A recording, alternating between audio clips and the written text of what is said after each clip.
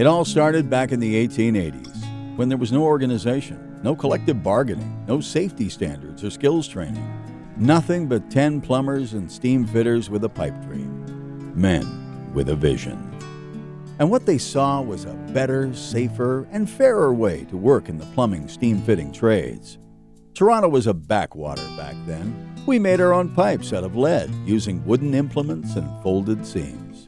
Our very first members belonged to the Knights of Labor Plumbers and Steam Fitters local in Toronto.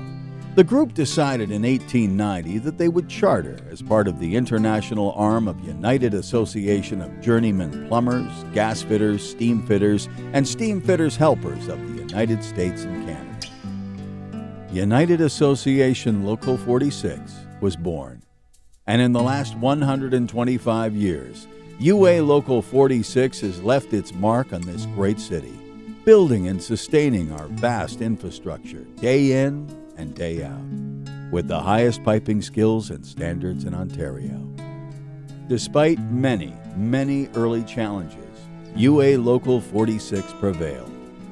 By the late 1890s, we were earning 27.5 cents per hour, while we worked on constructing Toronto's great Union Station. Back then, a dozen eggs cost 20 cents, and Toronto had a population of 180,000. Then, in 1903, oxyacetylene welding was introduced, and we learned to become very good at it. By now, our membership had grown to around 200 strong. After the 1904 Great Fire of Toronto, the infrastructure boom began in earnest, with the introduction of Toronto's first real sewage systems, water lines, gas lines, and rebuilding the city with residential homes and new commercial construction. We were no longer old muddy York.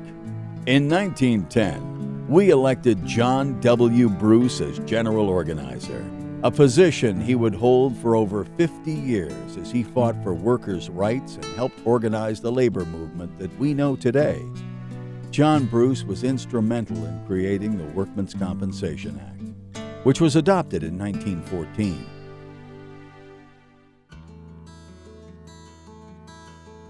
The impact of the First World War on Canadian economy and social structure was without comparison. Income tax was introduced, women got the vote, and prohibition came into being. We went from widespread unemployment to full employment, and around this time, our UA 46 membership more than doubled. The union met twice a month at the Labor Temple on Church Street. The original building is now part of a new condominium complex, which we helped build. Our hourly rate grew from 90 cents an hour in 1920 to $1.25 an hour with a 40-hour work week in 1929. Some of the Toronto landmarks our members helped build were the first Eaton store on College Street, the Park Plaza and Royal York Hotels, Maple Leaf Gardens, and the R.C. Harris Water Treatment Plant, known as the Palace of Purification, which still provides over 45% of Toronto's fresh drinking water today. At the start of World War II, the Government of Canada engaged in a massive mobilization of manpower and resources to help the war effort. Local 46 members were soon working all over southern Ontario on war-related work. Around this time, we were also building the CNE, using new HeliArc techniques. By 1946, a new contract gave our members a base rate of $1.30 an hour and a foreman's rate of $1.50 an hour. In the early 50s, Toronto was one of the fastest-growing cities in the Western world.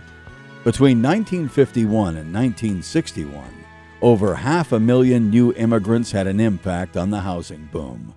Most apartments in the early 50s were 7 to 8 floors.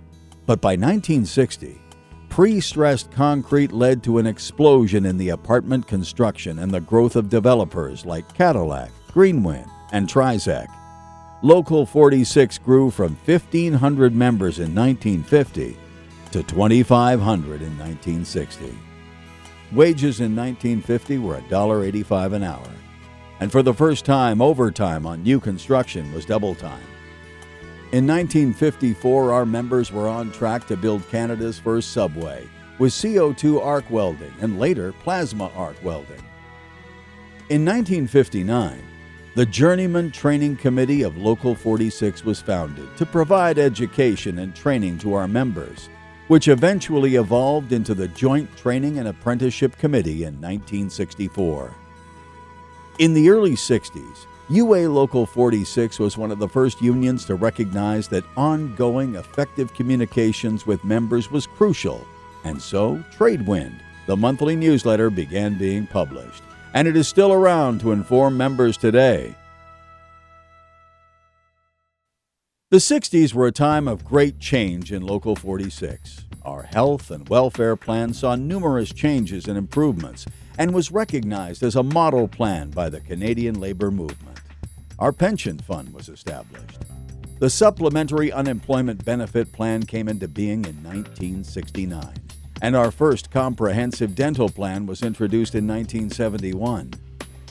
In 1966, construction began on the Pickering Nuclear Generation Plant, featuring Canadian-made CANDU reactors, which over the next 20 years employed hundreds of UA-46 skilled workers. As a testament to the quality of work and maintenance done by our members, the Unit 7 reactor set a world record in 1994 for continuous operation without a shutdown. From 1966 to 1970, the economy took off, and we had a tremendous influx of plumbing students with classes all over the city at Central Tech, Danforth Tech, George Brown, and Centennial College and Brockton High School. Because of a lack of qualified instructors and properly equipped training facilities, we added a 2-cents training fund to our members' deductions, which was spent on developing skills and training programs. In 1972, we purchased a building at 936 Warden Avenue that was an old munitions factory with 16,000 square feet of space, with 12,000 square feet used for training classes. We raised the standard for skills training with our own properly equipped training facility and our own highly skilled instructors.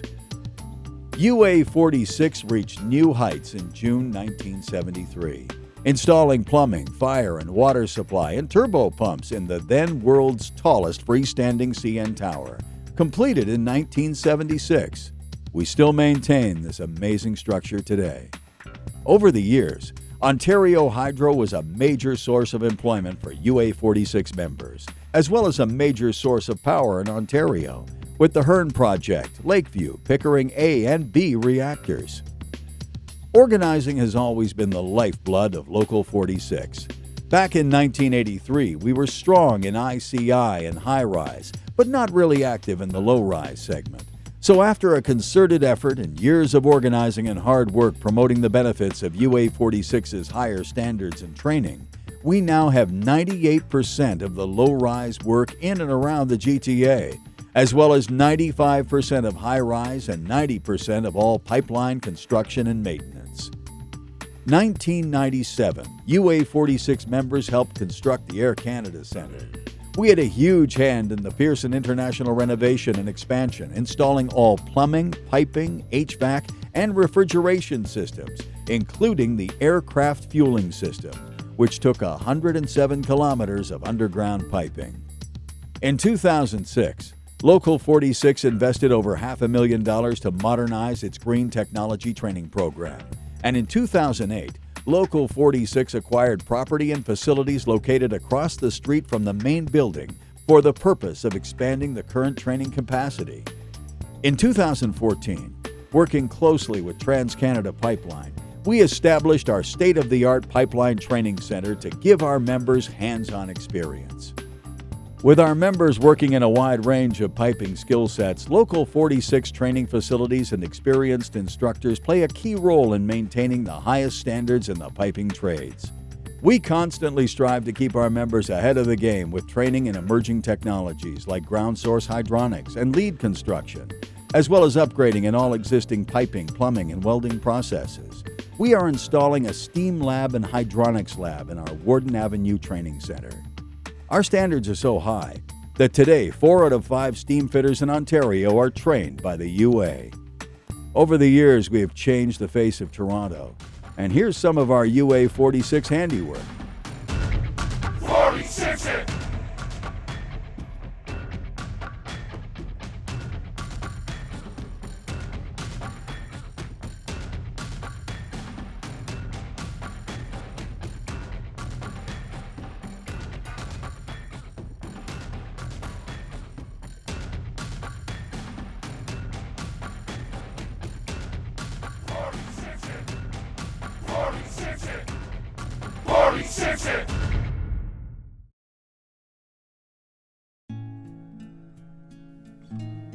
Back in 1890, a few plumbers and steam fitters had a pipe dream. Today, over 8,000 UA 46 members are living it. Thank you. And congratulations to all UA Local 46 members for 125 years of professional piping.